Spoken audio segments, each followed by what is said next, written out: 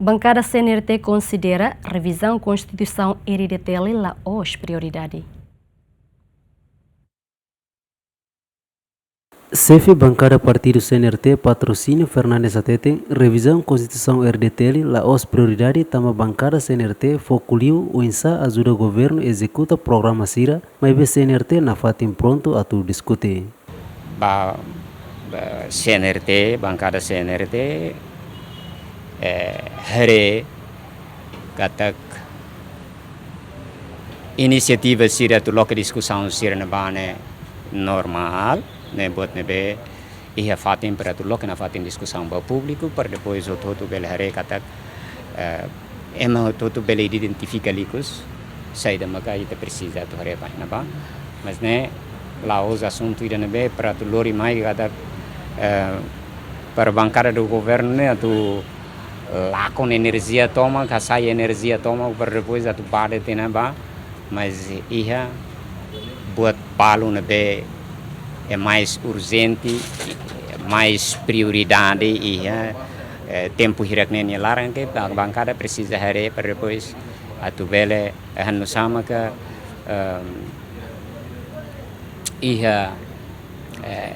interação ida nebe dia com o governo bele ia espaço bele ia biban tu cumpre obrigação Sira tu ir programa no governo união nebe o todo ne contempla compromissos partido união ba povo odi hetan confiança povo ba do cargo com hetinan de maneira né com certeza ida é mais prioridade ba bancada né maka ida ne hal sama ka bele tulun ajuda governo a tu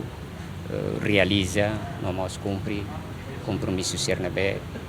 atur dia programa do governo ida ne maka mais importante lá significa que a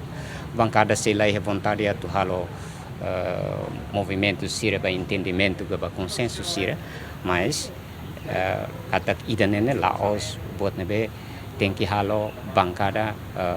fone ni energia toma fone ni tempo toma que tu bade tira né Ia Sorinceluk deputado husi partido oposição Fretelin David Dias Jimenez mandati hatete bele ona halo revisão mas be precisa identifica problema husi implementação constituição nerase constitucional da constituição ninia né bele tempo ona porque 20 tal anos né